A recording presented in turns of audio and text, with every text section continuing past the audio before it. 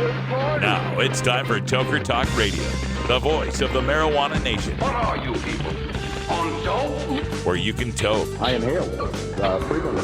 Or you can talk. I experimented with marijuana and didn't inhale. Or you can toke and talk. 10 federal criminal penalties for possession of up to 1 ounce of marijuana. While we talk about toke on Toker Talk Radio. So, by the way, when it comes to pot, if you're 40 years old, you live in a log cabin in Oregon, you got 12 giant pot plants in your backyard, have a ball. Live from beautiful Portland, Oregon at Rolla J Studios.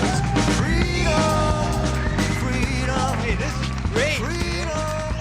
Just not cannabis. Plus your calls live at 971-533-7111. They're walking on their pants with their cap on backwards, listening to Enema Man and Snoopy Poop Dog. What's to keep somebody from getting all potted up on weed and then getting behind the wheel? Gateway theory doesn't work. It's a reality. Holland, is it real? Don't tease me. We're locking up people that take a couple of puffs of marijuana, and the next thing you know, they got 10 years. And now, here's your host, the guru of ganja graphics, the sultan of sativa statistics, and the worst nightmare of a reefer mad prohibitionist. A polite, perspicacious, productive pothead with a propensity for PowerPoint. Radical, Russ Belville. All right. Welcome back, everybody. It's hour 2. Toker Talk Radio is in effect, and our phone line is open. You can call live at 650-LEGAL-MJ. That's 650-534-2565. And we'll take your calls, your comments, your questions. And we will enjoy talking to you. I want to get back to the main stuff for a second, because these people are going to have to learn that I look shit up. I've got all of the initiatives at my fingertips, and you can get them too. I've not only got the full text of all 5 legalization initiatives up online, I've annotated it. I've got my notes off to the side, so you can read this in like plain English in some cases. Or just skip through and see what the highlights are. All 5 are available. They're all free. They're all in PDF form with hyperlinks, so you can jump from heading to heading. And you can find them at my shortcode address, which is rad-r.us. And that's where I do all my shortcodes, rad-r.us, and then /, and then each one of the initiatives has its own code. And keep in mind, the codes are all uppercase. That's important. They have to be all capitalized. But rad-r.us/, then we've got CA-AUMA2. That's the Adult Use of Marijuana Act, Prop 64 in California. CA-AUMA2. And the 2 is there because they published one originally and then they amended it. And so the 2 is the latest version. CA-AUMA2. For the rest of them, it's the state-CRMLA, CRMLA, for Campaign to Regulate Marijuana Like Alcohol, right? So you got your AZ-CRMLA, NV-CRMLA, MA-CRMLA, and ME-CRMLA. So you can read them all. You can look it up for yourself. Whenever you get one of these claims from the opponents, we can go straight to the text and prove it's right or wrong. So I wanted to get back to this thing about employment because I was having trouble finding it. That Governor LePage mentioned that there was no way that it would force employers. Employers would be forced to have to hire pot smokers. That's what he said, right? So this is from the main Regulation and Taxation of Marijuana Act that's being voted on. Section 2454, line 2, employment policies. This chapter may not be construed to require an employer to permit or accommodate the use, consumption, possession, trade, display, transportation, sale, or growing of cannabis in the workplace. This chapter does not affect the ability of employers to enact and enforce workplace policies restricting the use of marijuana by employees or to discipline employees who are under the influence of marijuana in the workplace. What they're hanging their hat on, what LePage is trying to go with, is in Section 2454, line 3, the very next line. It says, school, employer, or landlord may not discriminate. A school, employer, or landlord may not refuse to enroll or employ or lease to or otherwise penalize a person 21 years of age or older solely for that person's consuming marijuana outside the school, employer, or landlord's property. So yes, you can still have a drug-free workplace program. Nobody can smoke pot in the workplace or have it at the workplace if they don't want. But you can't discriminate a guy simply because he's a pot smoker. And LePage wants you to think that means, oh, they're going to be smoking pot in the workplace. No, it means just like drinkers, after work we can go home and enjoy a relaxing substance and go to work the next day and be just fine. All right, we're going to take a break. We'll be back with more here from Canada. We're going to talk about This is the Russ Belville Show on CannabisRadio.com. Missed my time cue. Damn it.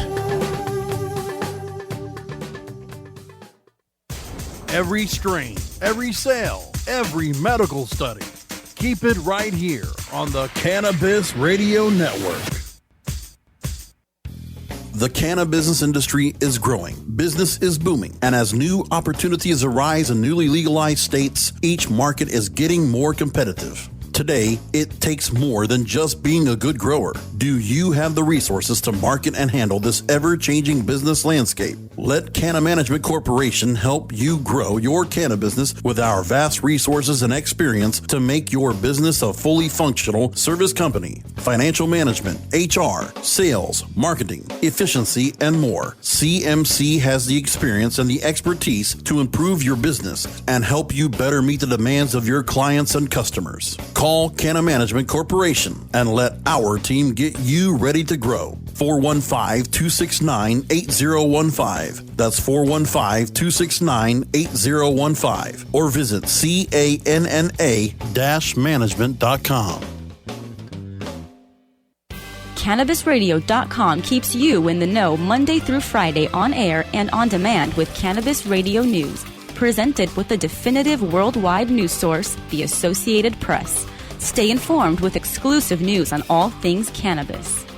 Cannabis Radio News, live weeknights at 6 p.m. Eastern, 3 p.m. Pacific, during the Russ Belville Show, or download the daily podcast exclusively on CannabisRadio.com, as well as iTunes, Stitcher, and iHeartRadio.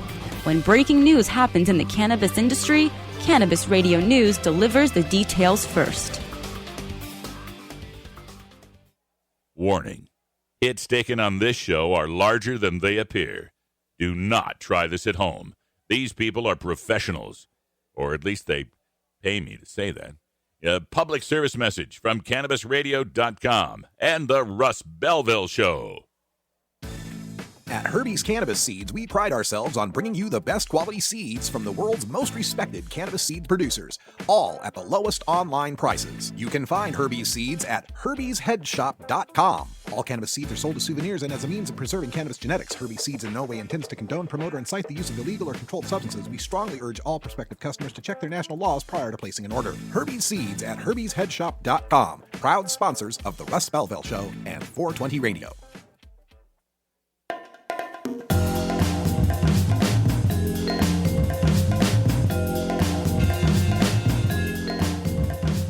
Remember, friends, there's more to life than marijuana. I just can't remember what it is. Why'd I come in here? You're tuned into the Russ Belville Show, the voice of the marijuana nation, only on CannabisRadio.com. All right, welcome back, everyone. We're live in Vancouver, British Columbia, here at the International Cannabis Business Conference and Expo. Wrapping up the story on Maine's Governor Paul LePage, I wanted to give you some of the insight from Representative Diane Russell, one of the state reps there in Maine, and one of our most valiant supporters of marijuana reform in the nation, not to mention just Maine. Representative Diane Russell, you can find her on Twitter as @MissWright, W-R-I-T-E, Miss Wright. And she tweeted earlier today when LePage put out that ad, she tweeted, "Can Marijuana Policy Project just hire Governor LePage to be its new spokesperson? Or maybe turn this into a primetime ad?" because there was so much reefer madness. In fact, she says, quote, "It is right out of The Boy Who Cried Wolf. If you keep telling lies or propaganda, eventually when you need them to hear the truth, they are just not going to believe you. The magical thing he did is took all the bullshit from the 1980s on and put it into one video." So right now we're in pretty good shape in Maine. 53% of Maine residents are voting yes, according to the most recent polls. So that was a poll from September. So looks like we'll be able to prove Governor LePage wrong, and not just on marijuana, but on lots of things. All right, let me get to another story of national significance in the United States, of course, dealing with our presidential election. There's been some talk over the last couple weeks. Various outlets have printed versions of the idea that Hillary Clinton has a big problem with millennials. Millennial voters just do not like the lady and are split between her and Trump and Gary Johnson, who's pulling a lot of the 18 to 30-year-old vote. And this could be problematic for her, although it's becoming less and less so as Donald Trump crashes and burns. But still, it's of concern to the Clinton campaign. And so many observers, both inside and outside of marijuana politics, have said, hey, you got 5 states voting on legalization. You got 4 states voting on medical. And when you look at the 18 to 30 demographic, their support for marijuana reform is through the roof. It's like supermajority support. So Hillary Clinton would be wise if she wanted to pull some of that millennial vote to get a little bit ahead of the marijuana issue and to support legalization and be more forceful about allowing the states to move forward. Well, that was kind of brought down this week with the release of some newly hacked emails of Clinton confidant John Podesta, DNC emails. And before I get too much into this, right, let me make my opinion clear on this. Like, if you're a whistleblower and you're turning over government secrets that are being held from us that are, like, unconstitutional and such, like what Edward Snowden did, you're a hero. But if you're hacking into people's private emails, you're a thief. You're violating people's privacy. And I don't care if it was Democrats that were hacked into, Republicans that were hacked into. These are people's private emails. And that's just out of bounds.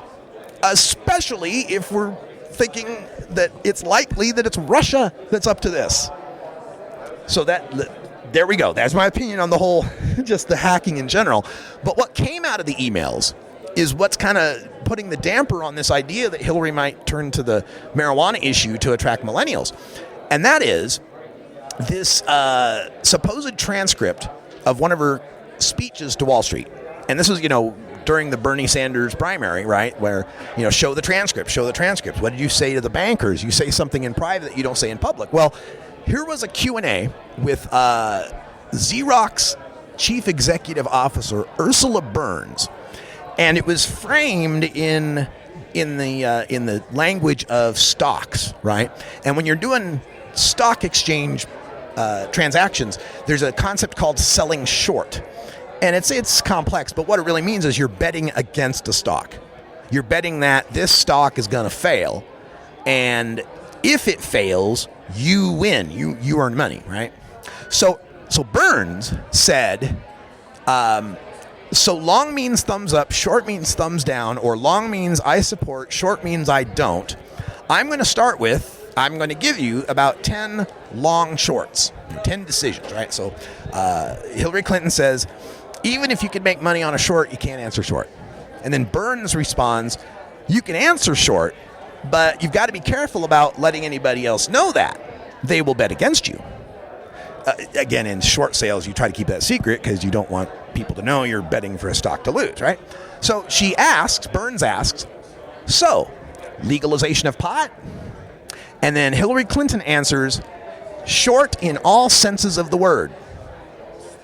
So the framing of that, the way that's posed, makes it sound as if Hillary Clinton is completely against, in all senses of the word, in all manners, the legalization of marijuana.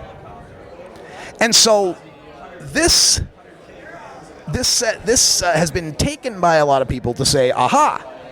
And plus, in the Podesta leak, there's also some other emails that where she's talking about having a public position and a private position, right? You have to say one thing in public, but then behind closed doors, you have to say something in private that's different, right? So this is leading a lot of people to say, well, see, when she says she's for rescheduling, or she says let the states be the laboratories of democracy, it's bullshit, because is that her public position or is it her private position? So let me offer my take on this. And you know, with the default assumption and the disclaimer that everybody knows that I'm a Hillary Clinton supporter at this point, right? Which is really more of me being a Donald Trump opposer at this point, but let's not wade into that jungle. This statement that she made to the CEO of Xerox was in March of 2014. March of 2014. And that means legal sales of marijuana in Colorado had only been going on for 2 months. We'd only had 2 months experience with legal commercial sales. It wouldn't be until later in 2014 when Washington would start its sales. And then it would be much later before we'd have, in November, 2 more states in Washington, D.C. pass marijuana legalization. And then it would be later still that we'd start to get the first financial figures in on state legalization, and as of this date have discovered that we've made about $445 million in tax revenue, or $445 million in sales with millions and millions in tax revenue. No, wait, $445 million in tax revenue is the correct figure. It's billions in sales. Get my numbers straight. This was also way before we'd had, since her March 2014 statement of this, sell short statement, there have been 14 straight national polls that have shown support for marijuana legalization, with 13 of them being majorities. The latest Pew Research poll puts it at 57%.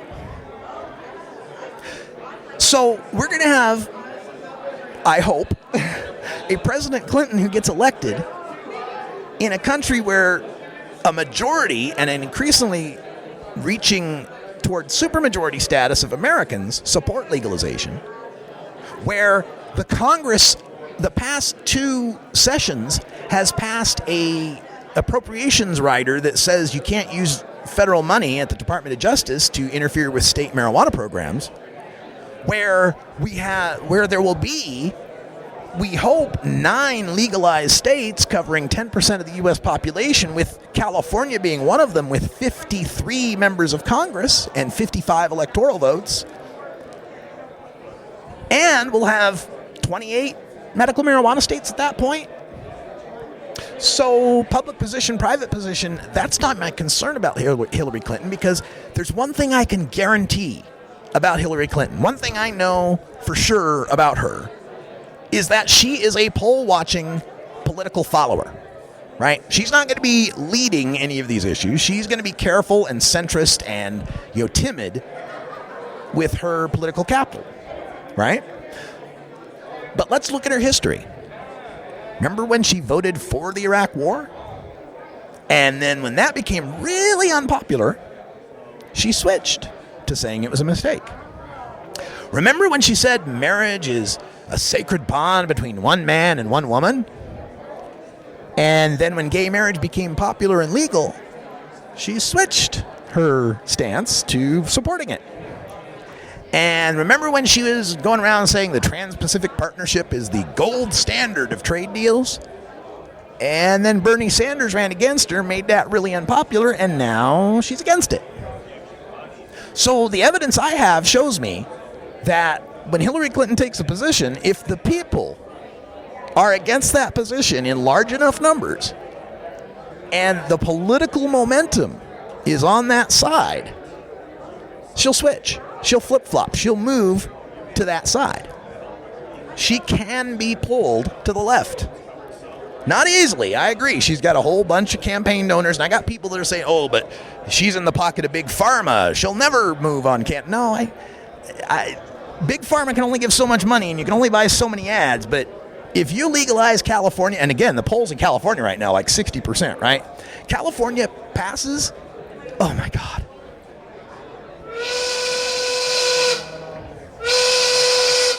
experimented with marijuana a time or two and didn't inhale. Sometimes Liebermater just brings up the perfect break, doesn't she? So yeah, I'm not worried about this. I think her default position is going to be like Obama's. Leave it alone, let it happen, don't waste capital on it. And then she'll only get pulled leftward from there as more and more states are legalizing and we're getting better results and tax revenues and kids aren't using and cars aren't crashing and so forth. All right, we're going to take a break. Be right back. Happy 420. We have your smoking section right here. This is the Cannabis Radio Network. Dr. Dabber, hurry! Its temperature is shooting past 1,000 degrees Fahrenheit. It's burning up. I'm afraid for this little guy, it's just too late. What caused the problem? Only Dr. Dabber can maintain the perfect temperature for a smooth-tasting, slower burn. This standard vaporizer lost all of its health benefits, sending it up in smoke.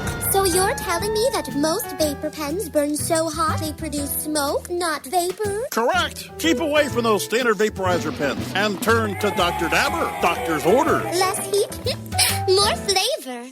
What can Arizona learn from Colorado? We can tightly regulate and tax the sale of marijuana. According to the Colorado state government, marijuana use among high school students has not increased since legalization. At the same time, Colorado is generating millions in new tax dollars for public schools.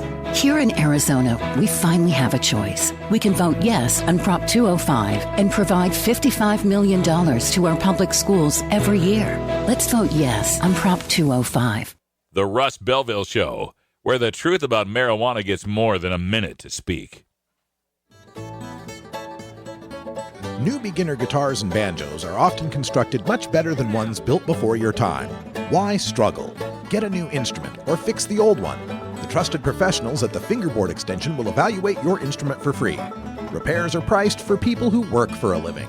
Stop by the Fingerboard Extension downtown Corvallis at 120 Northwest 2nd Street today, or check out its inventory on the web at fingerboardextension.com.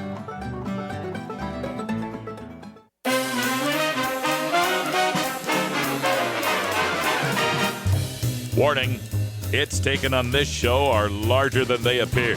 Do not try this at home. These people are professionals. Or at least they pay me to say that. This is the Russ Belville Show on CannabisRadio.com. All right, welcome back, everyone. We are live from Vancouver, British Columbia, Canada, and continuing our coverage here at the International Cannabis Business Conference. I've been doing some recording of the morning panels, and I'll have those uploaded to SoundCloud later this weekend. Some great activism panels and a great keynote by Dr. Gabor Mate, and I'm probably mispronouncing his name. I apologize. But some great stuff from his keynote. So we'll bring that to you on the SoundCloud page, soundcloud.com/RadicalRuss, and we may have some clips for you on next week's shows. Also, speaking of next week, we've got some great shows coming to you as we continue our countdown to marijuana election night. Let's see. It'll be 21 days before the election when we get to next Monday's show. And on Monday, we'll speak with Dr. Mitch Earlywine in our usual cannabis Q&A. On Tuesday, we'll be doing our preview, our review of all the latest polling that has come across on marijuana legalization. On Wednesday, we're going to have Stephanie Viskovich, a longtime Seattle area marijuana activist who is running for a seat in the House in Washington. So we'll talk to her about her campaign. On Thursday, we'll have our Cops Say Legalized Drugs segment. So we'll have a great speaker from Law Enforcement Against Prohibition and their take on what's happening on the election.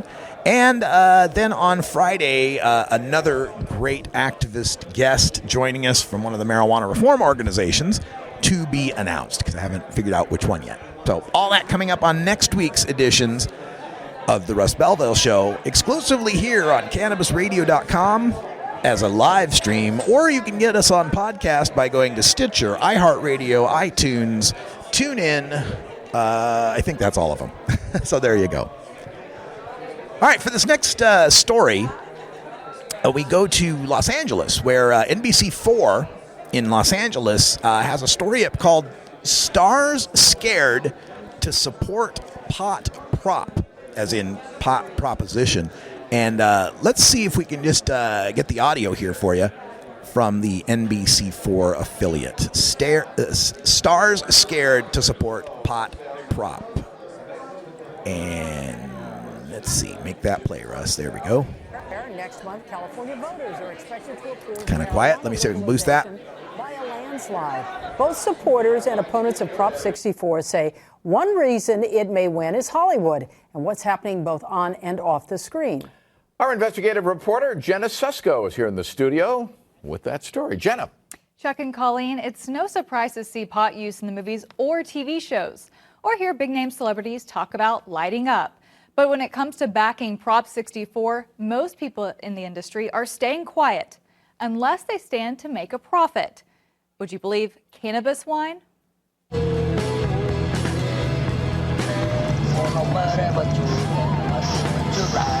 Along with partner Richard Cheech Marin, Tommy Chong spent the 70s getting high on screen. And more recently, that's it. That's how much I do. In his garage during our interview. It's not how little you do, it's how often you do it. Maybe I should... Talk show host and longtime pot proponent Bill Maher even lit a joint on live TV. From the movies to TV, marijuana is going mainstream. This is like a Cheech and Chong movie up front. But many celebrities are steering clear of endorsing legalization. We analyzed support for Prop 64 and found very few names from the entertainment industry. If they are donating, they're doing it anonymously through political action committees. I see a lot of celebrities are involved with this current election because they feel very passionate about it. I think Prop 64 is a little bit of a different animal. Fred Cook is a PR CEO and head of USC's Center for Public Relations. I think anytime you take a stand on an issue, there's a possibility that someone who disagrees with you is then going to not buy your product or not support your brand or not go see your movies. Do you think anyone's afraid of speaking up about it? Yeah. Based on... Oh, sure. Absolutely. Singer Melissa Etheridge isn't one of them. And while you're publicly supporting this, there aren't a lot of celebrities that are. Why do you think that is? This whole movement is a lot like the gay movement, I think.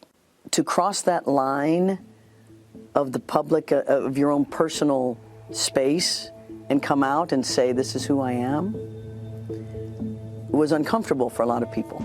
Now a recreational user, she has her own brand of cannabis-infused wine, currently only available to Californians with a medical marijuana license. What would you say to those who see this and may think, well, of course she's going to support Prop 64. She wants to make money off of her wine. Of course. Well, isn't that the American way? Isn't that what we do? Why not?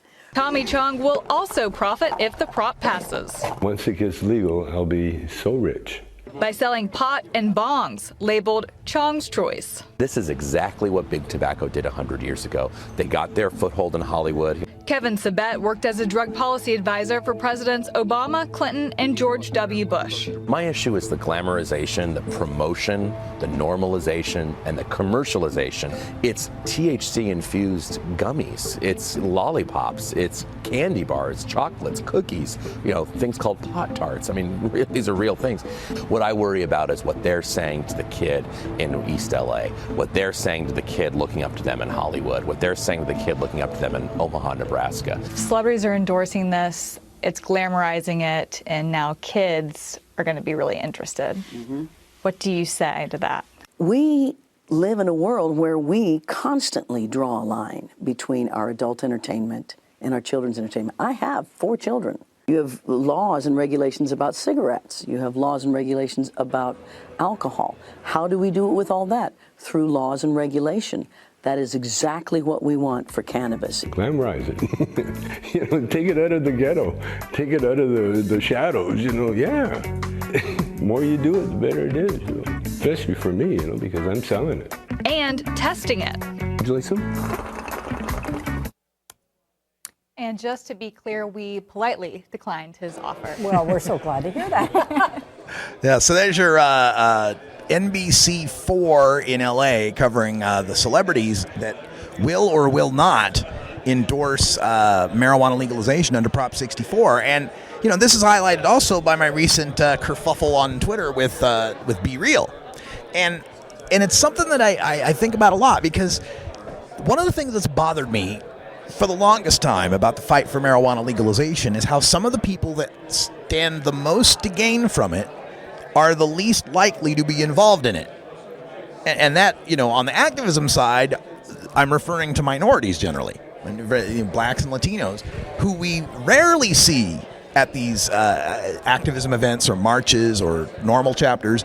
It's getting better, but it was always frustrating because it's like, look, the white kids aren't as likely to get busted. It's great that they're showing up to try to stop prohibition, but they're not the ones that are really suffering the most from it. And on the other side of it are these celebrities who make their money, who make a lot of money off of the young people that consume their entertainment, their music, their movies. And in many cases, the music and the movies are about marijuana or glamorizing marijuana, as Sabette was saying there. So more than willing to take a profit from it, but when it comes time to step up and put your money where your mouth is, you're nowhere to be found. And I asked a lot of people, I've talked to Steve Bloom about this, who's got a lot of celebrity contacts from his work. And, he'd explain how a lot of them would be in contracts with, say, Disney to be a voice on a animated feature, and if they were known to be a pot supporter, they'd lose that gig. Or how they might affect their ability to work in children's movies or get other sorts of gigs, which is okay, I guess, as far as an excuse goes, but it doesn't resonate very well to those of us who've had our careers impacted by drug testing, by prohibition, who've had to settle for less income and less upward mobility because we won't take jobs that drug test. So we've been through plenty of sacrifice economically and career-wise. And so the celebrity wants some sort of, magic sympathy for the risk it might be to their career to stand up for what's right. When that risk means you may go from an A-list celebrity to a B-list celebrity, you might not get that 8-figure deal for the gig, you might only get a 7-figure deal for some other gig. I mean, come on. Give me a break. And so as I see these celebrities now jumping into the pool, dumping into the green rush with their celebrity brands, I'm much more supportive of, say, Melissa Etheridge's cannabis-infused wine or Tommy Chong's bongs than I am of, say, something Miley Cyrus might put out. Okay? And not to pick on Miley Cyrus personally, there's plenty of celebrities out there. Seth Rogen comes to mind, James Franco comes to mind, who are benefiting quite a bit from the cannabis culture, but not returning that money, not seeding that money into legalization, not funding these campaigns, not helping the drug policy organizations. Willie Nelson? Cool. You're good in my book because you always stood for legalization. You're always upfront about it. And you've lent your name, your voice, your likeness, and your time to NORML for years, for decades, to try to help legalize. Guys like Bob Marley, for example, somebody who was always upfront about his cannabis use and promoting the legalization of it. Right? But, you get a guy like James Franco who will star in Pineapple Express and make a ton of money off of that, but then is silent, absent, just nowhere to be seen when it comes to Prop 64 legalization. And I think, well, at least I hope, that we as cannabis consumers take this into account when we're evaluating these new cannabis brands, and that we put our money toward the ones who've been good to us. We put our money toward the celebrities who've had our back and have supported our fight. And we turn it away from the celebrities that are just, jumping on the bandwagon now that it's popular, now that it's safe to be so pro-pot. I would love to see more celebrity involvement in this. I'd love to see more sports involvement in this. Right now the athletes are on this at this level where they're starting to recognize the medical aspect. We get the football players now that are saying, we need to have CBD, we need to have cannabis for concussion, for chronic pain, to get away off the opioid painkillers. NFL and these football players, great, you made it to the 1990s as far as our understanding goes. Let's jump forward a bit here. Let's start talking about not whether we're doing a bad thing by keeping medicine from people that could use it. Let's talk about how we're harming people by criminalizing their drug use. That's part of how I think these guys could get themselves more ingratiated into, publicly fighting this drug war, is to remember that it's not so much we convince people that marijuana is awesome, although it is. It's not so much we convince people marijuana is awesome. We've got to convince them that prohibition is unacceptable, that prohibition is detrimental, that prohibition is harmful, more harmful than anything they think marijuana would do. All right, we're going to take a break. When we come back, one more segment here, live from Vancouver, BC. All sorts of people hanging out. We'll see if we can get them on the mic. This is the Russ Belville Show on CannabisRadio.com.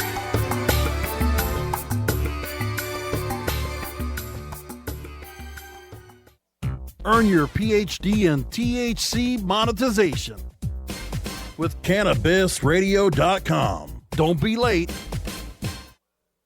Oh, let the marijuana llama tell you something now about a game for your phone gonna make you say, wow! The game's about the game of growing cannabis for cash. Grow the seed, sell the bud, put the savings in the stash. Little by little, your empire grows large. Put different celebrities inside your entourage. You can choose to play with Snoop or me or Cheech and Chong, Cypress Hill, Willie Nelson, Wiz Khalifa with a bong. The name of the game is Hemp Inc., that's the point. Download and play while you light yourself a joint. The business of cannabis should be no crime. Hemp Inc. is even hot-proofed by the man who run High Times. Oh yeah?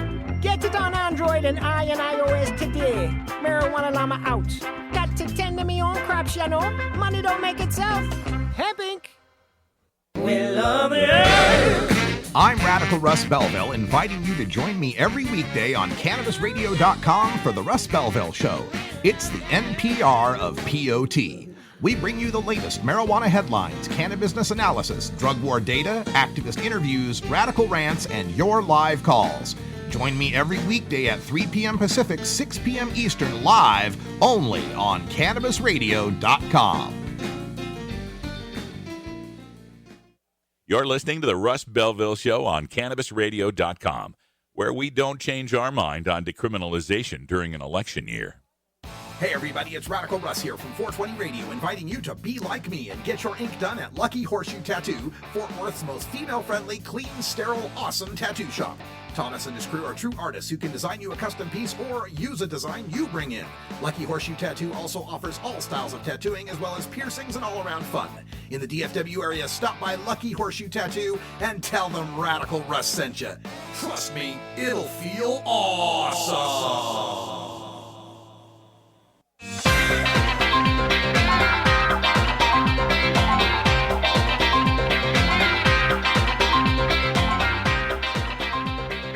Yarr, thar be pirates here. Har, har, har, har, har. You're tuned into the Russ Belville Show, the voice of the marijuana nation, only on CannabisRadio.com. All right, welcome back, everybody. We are live here from Vancouver, British Columbia, as we're winding up the International Cannabis Business Conference. It's been a great show. Today's keynote, Brendan Kennedy from Privateer Holdings delivered that. We'll get that for you on our SoundCloud page sometime later this weekend. But joining me here at the desk, a good friend of the show and one of the leading attorneys in the nation of Canada, Kirk Tusaw, is here with us. How you doing, Kirk? I'm doing great, Russ. Thanks for having me on. And what are your feelings about this conference? Any interesting things you've picked up or controversies we can dish on? Yeah, it's been a really great event, and the ICBC, I think, does a fantastic job, and it's been a privilege for me to participate. I think it's hit the right note of a blend between sort of socially conscious activism and business. Two areas of the cannabis world that, as you know, are often in conflict, and there seems to be a significant chunk of the cannabis reform movement that really doesn't like the business-oriented aspect of things, and there's a chunk of the business world that sort of looks at the pioneers and the innovators and the activists as sort of part of the so-called 420 crowd and not something they want associated with their, now mainstream products. This conference, I think, did not feature much of that sort of clashes or those sort of conflicts. Brendan Kennedy, who you mentioned just a moment ago, of course, Privateer Holdings is the owner or funder of Tilray, which is a licensed producer here in Canada in the medical cannabis system. And Tilray's been a real focal point of controversy up here because their tactics have been perceived by many to be more American in nature, more cutthroat, more slamming the competition, in this case dispensaries. And I thought there were, Brendan took questions, and I sort of shook my head and thought, well, if there's going to be that conflict, if there's going to be that sort of pot drama unfolding at this conference, it's going to be now, because someone's going to get a hold of the mic and they're going to let them have it over Tilray.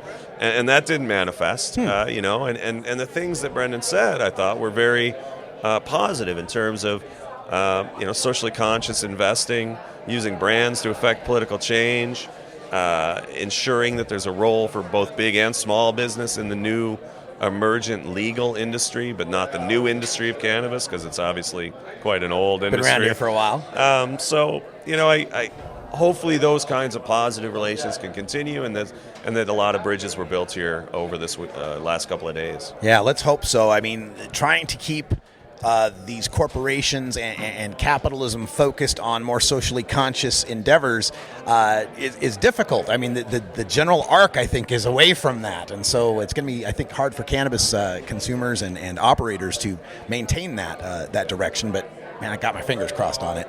Here in Canada, of course, we've got Health Canada and the medical system, which I understand is by mail. Is that correct? You said something about dispensaries, though. So how does that work?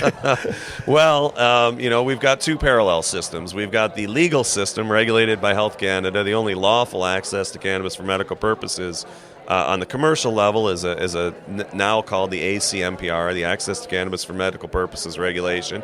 It has a commercial aspect, and there's a lot of hoops you have to jump through to become a commercial producer and sell to patients directly. It has a personal and caregiver home production or personal production aspect that we had to fight in the courts to reestablish here in Canada. And fortunately, we were victorious in those court battles, and we have reestablished that system. And then we have this sort of outside the regulated sphere dispensary model, which, I live on Vancouver Island. It's not a very big place, and we've got 60 dispensaries on Vancouver Island. Wow. We've got a few hundred in Vancouver, in British Columbia. We've got probably 1,000 in the country. Every single one of these businesses is completely illegal, violating the Controlled Drugs and Substances Act, breaking the law, laundering the proceeds of crime. But they are also the pioneers of the industry in many respects. At least the early dispensaries were. And so, through battles in the courts, and through battles in the court of public opinion, and through consumers now voting with their wallets and with their feet and going to these dispensaries, I think that there's been a change in the public's perception of how you can sell cannabis in a storefront and have the sky not fall. There's been a change in municipal government perspective of how to best get a handle on these businesses. And there's been a change in enforcement priority amongst the police forces of Canada where, times are tough, you got limited resources. Do you want to spend them fighting real crime, or do you want to spend them raiding dispensaries who are operating in your communities with the full support of your members of your community because they go there and shop? Yeah. That's the part that we can't leave out of the equation. Every time you spend $1 in a dispensary, you're voting for that method of access. So it's been really wild to see it all develop. It's going to continue to be wild up here. A rough and rocky road for some, a fascinating road for others, and I don't think it's going to change anytime soon. Well, of course, the other side of it is federal marijuana legalization, something that Justin Trudeau and the Liberal Party campaigned on, which I've understood lately has kind of been a bit of foot dragging. And the other piece of news I picked up was one of the health ministers saying the minimum age ought to be 25, and other people saying it ought to match Canada's 19-year-old drinking age. Yeah, it's, we are moving towards legalization. The Prime Minister's promised to introduce legislation in the spring. We've had a process where the task force has been going around Canada for the last couple months talking to people about how best to legalize, not whether to legalize, but how best to legalize. And we'd be, only the second country in the world to have a federal legalization system in place.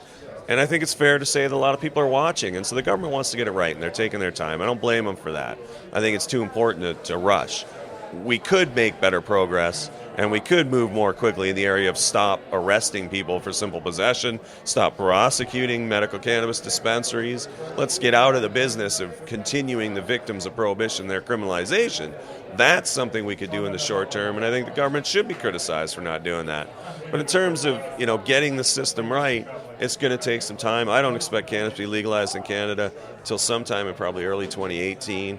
As for this, 25 years of age. Look, everyone knows the demographic that most consumes cannabis is under 25. 18 to 25, That's yeah. right. So you begin to age out after a while. That's probably going to change with legalization and normalization. At least I hope it does. But this is an idea floated mostly by special interest groups that are trying to do whatever they can to preserve the last vestiges of prohibition. I have no doubt that the age for purchasing cannabis in a store is going to be the same as the age of majority in Canada, which is actually determined provincially.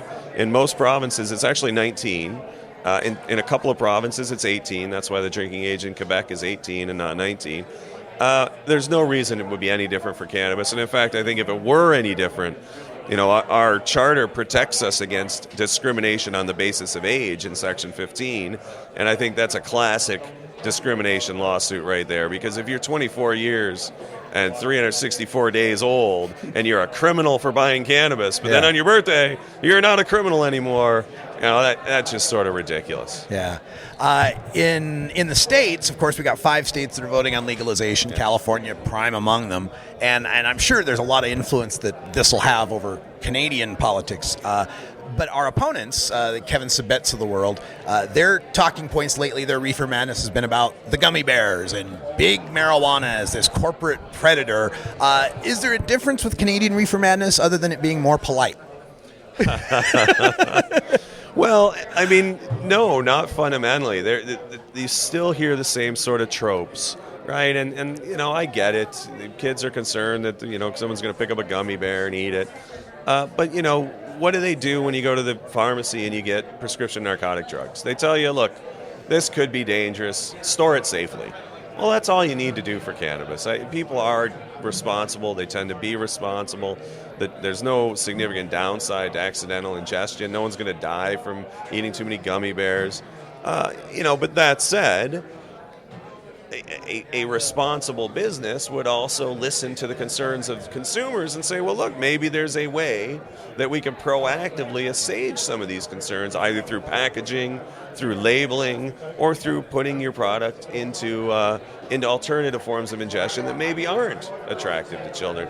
I think it's much ado about nothing and a lot of reefer madness generally, but in an emergent legal regime, as an industry, as a self-regulating industry heretofore, we need to be alive to this. We can't just poo-poo people's concerns, even when empirically they may not be justified, because, people have these beliefs, and we can't pretend that they don't. Yeah, it's your perception is reality, and most people don't smoke pot. So we got to keep that in mind when we're trying to get the votes. Well, that's right. The majority of people are not cannabis consumers, and they don't quite understand the nuances of some of these issues, and that's okay. Like, we have to continue to educate people, and we have to understand that the system we end up with tomorrow is not the system we'll have in 10 years. I was on a panel recently with a lawyer that represents craft brewers of beer in British Columbia, and another lawyer that represents the VQA, the Vintners Quality Association, self-regulating wine authority in British Columbia. And they're complaining about these ridiculous rules that government has saddled their industry with, that stifles innovation, imposes costs that don't need to be there. And, hey, I'm looking at these guys going, man, you guys got it good. Your products are legal. Yeah. You get to make them and sell them, and I can go across the street to my local vineyard and have a glass of wine and a nice salad. I really hope 100 years from now the cannabis folks are not beating their heads against the same brick walls. So it takes time. We're 100 years out alcohol prohibition, and the vestiges of it remain today in some of our archaic policies. So it's a journey. It's not a light switch. I'm glad you mentioned the craft brewers, the vintners, because I think that speaks to this scare of big marijuana and the corporatization of weed. You know, I live in Portland, Oregon. You can find Budweiser, Coors, and Miller if you want to. Got to go looking hard, though. But we've got craft brews right across the street, a place I can fill a growler from 40 different taps of local craft brews. I think that's going to apply to the boutique growers as well here in Canada. Well, I think so, and it's driven by consumer demand, right? Anheuser-Busch spends $1 billion in North America just on advertising to create demand for their product and increase their market share. Because they have to. And lots of people like that and drink that, but lots of people don't. And as long as the consumer has a variety of choices, I think that lots of people are going to gravitate towards the higher quality craft batches, craft products. Love Portland, one of my favorite cities in the world, for precisely that reason. I love beer. I love craft beer. I love being able to go to a pub, neighborhood pub, a small business run by a family that's selling 18 types of sour beer. That's fantastic. And there's no reason we can't have that kind of economic activity, those kinds of benefits to lower middle class Canadians, entrepreneurs and innovators right here in Canada. I just hope we get it soon and get it right.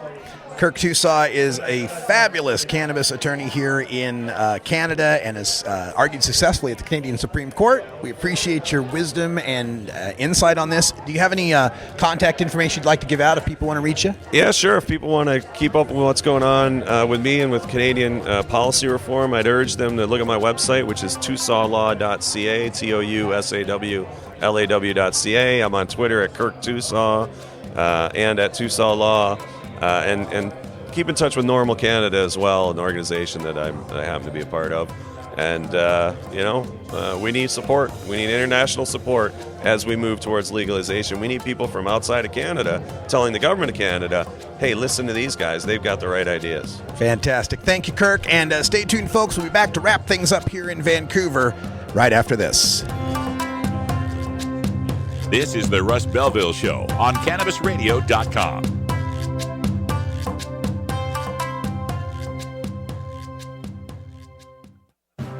Forwarding the cause of legalization and research of the growing cannabis industry, one podcast at a time. The Cannabis Radio Network. The 2016 Southwest Cannabis Conference and Expo is only days away, October 14th through the 16th in Phoenix. Register right now at swccexpo2016.com. Check out over 100 exhibitors showcasing their businesses and the new advances being made in medical and legal cannabis markets. Plus, a can't-miss exclusive discussion on Arizona's Proposition 205. Check out over 100 exhibitors and thousands of cannabis professionals in Phoenix, October 14th through the 16th. Last-minute registration is open now at swccexpo2016.com. The political climate is at a fever pitch, and the fight for the social fabric of America is set for battle this November. Tuesday, November 8th, the cannabis liberation movement takes a huge step forward, and Cannabis Radio is here to chronicle this legendary moment. CannabisRadio.com and the Cannabis Radio News team will feature wall-to-wall live coverage of all the coast-to-coast voting of state amendments, ballots, propositions, and initiatives that will further progress the cannabis crusade. Join us November 8th for Vote 2016, The Path to Cannabis Freedom, only on CannabisRadio.com. You're not high. You're listening to the Russ Belville Show on CannabisRadio.com. We have to bring back law and order. Okay, maybe you're high, too.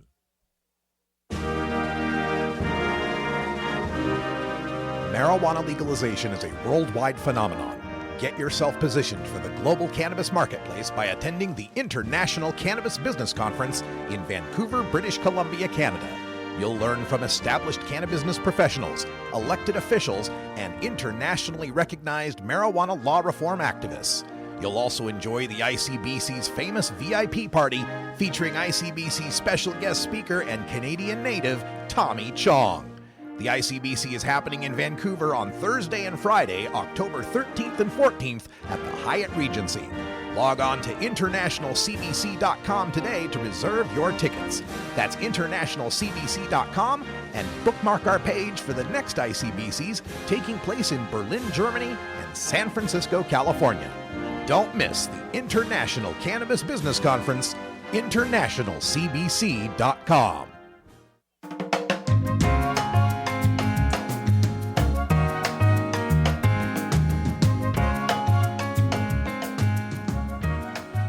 Hello, Mr. Man.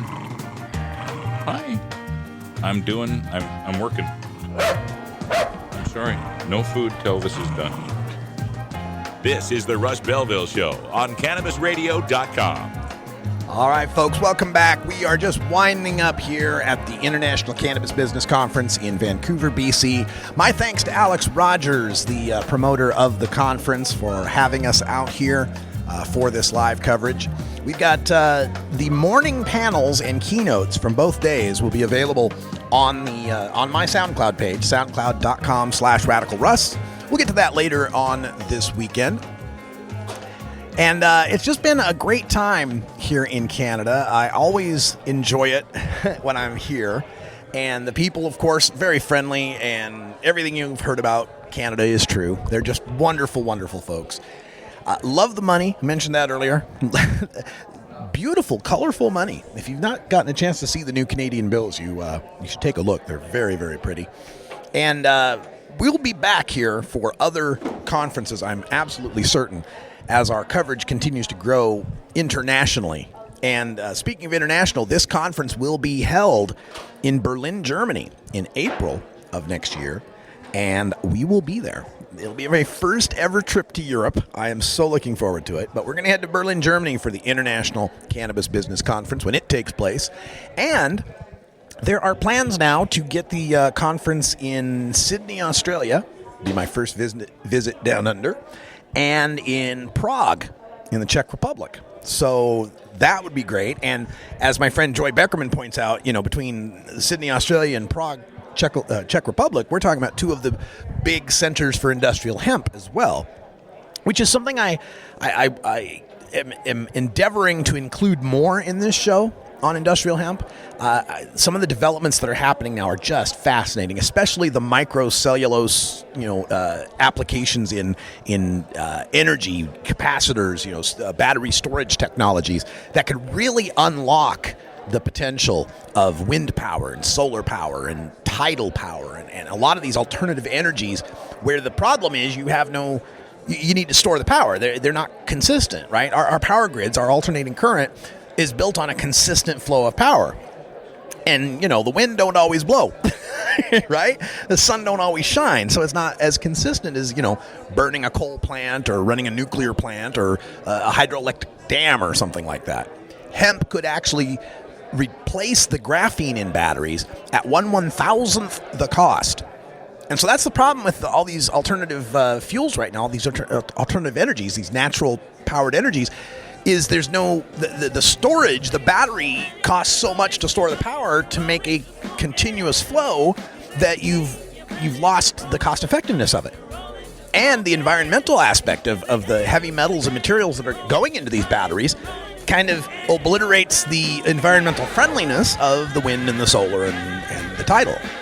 Well, if you reduce the cost down to 1/1000th and you're growing it from a plant that sucks in carbon dioxide, oh my God, you're attacking the problem and helping to solve the problem again. It's just amazing. So we'll have more industrial hemp as we continue developing the show. That's all the time we got for today, and that's it for the week. Time flies when you legalize, folks. We'll be back with more news and interviews you can use for the cannabis community next week right here on the Russ Belville Show. For everyone here at CannabisRadio.com, I'm Radical Russ. Thanks for joining us, and until next time, take care of each other, tokers. This is the Russ Belville Show. The Russ Belville Show is blogging and podcasting daily at RadicalRuss.com. You take a seed, you plant it, you grow it, you dry it, you roll it, you smoke it. You take a seed, you plant it, you grow it, you dry it, you roll it, you smoke it. You take a seed, you plant it, you grow it, you dry it, you roll it, you smoke it, and it goes down smooth.